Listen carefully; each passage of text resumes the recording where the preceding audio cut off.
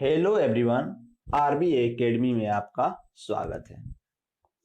आज हम राष्ट्रीय मानवाधिकार आयोग नेशनल ह्यूमन राइट्स कमीशन से जुड़े कुछ महत्वपूर्ण प्रश्न के बारे में बताने जा रहा हूं, जो आगामी अन्य प्रतियोगी परीक्षाओं के लिए काफ़ी हेल्पफुल होने वाले हैं। तो वीडियो को अंत तक देखिएगा। अगर वीडियो पसंद आए तो वीडियो को लाइक, शेयर एंड कमेंट जरूर कीजिएगा। अगर हाँ, मेरे चैनल पे नए हैं तो प्लीज़ सब्सक्राइब दी चैनल, ताकि वीडियो का हर अपडेट सबसे पहले आपको मिलता रहे। तो आइए शुरू करते हैं आज का महत्वपूर्ण प्रश्न।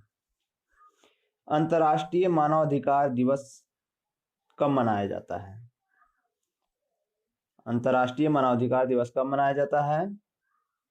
तो इसका सही आंसर होगा 10 दिसंबर। अगला प्रश्न है, राष्ट्रीय मानवाधिकार आयोग कैसा निकाय है? राष्ट्रीय मानवाधिकार आयोग कैसा निकाय है? तो इसका सही आंसर होगा ऑप्शन ए, सांविधिक। अगला प्रश्न है, राष्ट्रीय मानवाधिकार आयोग का गठन सदन के कौन से अधिनियम के अंतर्गत हुआ था? तो इसका सही आंसर होगा ऑप्शन सी, मानवाधिकार संरक्षण अधिनियम 1993। अगला प्रश्न है, मानवाधिकार अधिनियम 1993 कितने अध्यायों और धाराओं में विभक्त है? तो इसका सही आंसर होगा ऑप्शन बी, अध्याय 8, धाराएं 43। अगला प्रश्न है, हाल ही में राष्ट्रीय मानवाधिकार अधिनियम 1993 में किस वर्ष संशोधन किया गया था? तो इसका सही आंसर होगा ऑप्शन डी। अगला प्रश्न है, राष्ट्रीय मानवाधिकार आयोग में अध्यक्ष सहित कितने सदस्य होते हैं? तो इसका सही आंसर होगा ऑप्शन डी, 5 सदस्य होते हैं। अगला प्रश्न है,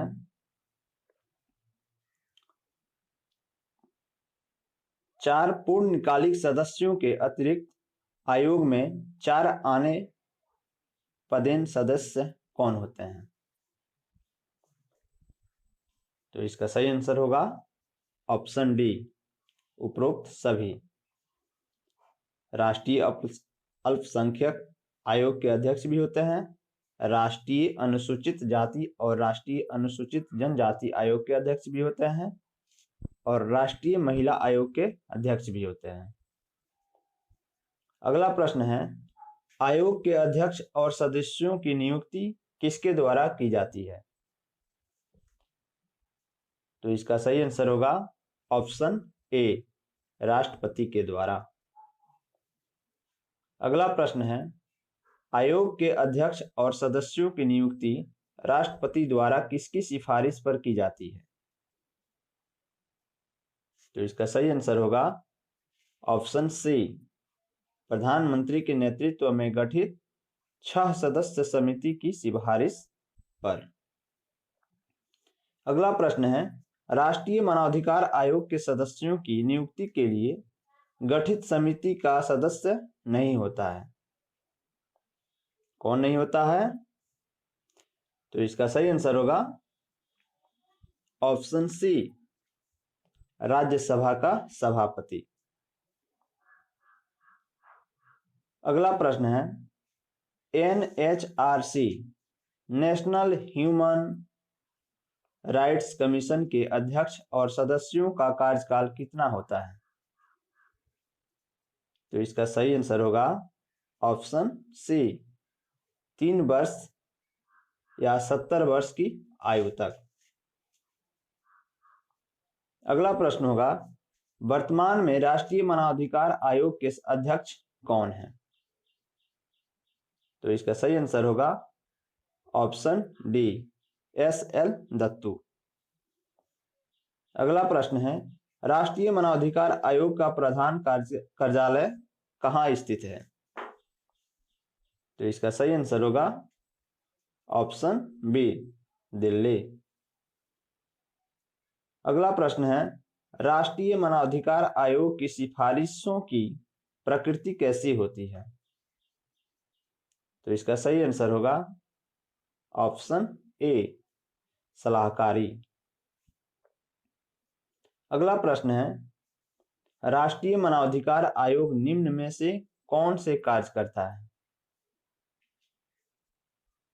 तो इसका सही आंसर होगा ऑप्शन डी, उपरोक्त सभी।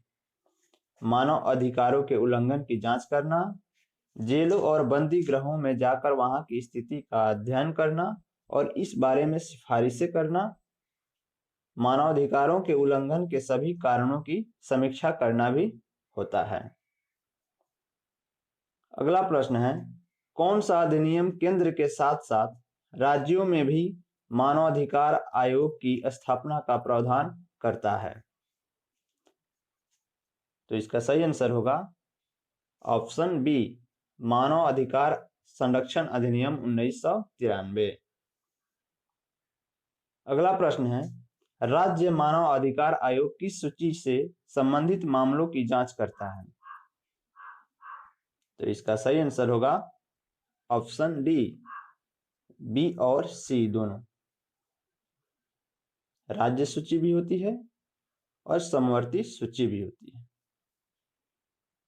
अगला प्रश्न है, राज्य मानव अधिकार आयोग में कितने सदस्य होते हैं? तो इसका सही आंसर होगा ऑप्शन बी, 3 सदस्य होते हैं। अगला प्रश्न है, राज्य मानवाधिकार आयोग के अध्यक्ष और अन्य सदस्यों की नियुक्ति एक समिति की अनुशंसा पर कौन करता है? तो इसका सही आंसर होगा ऑप्शन सी, राज्यपाल।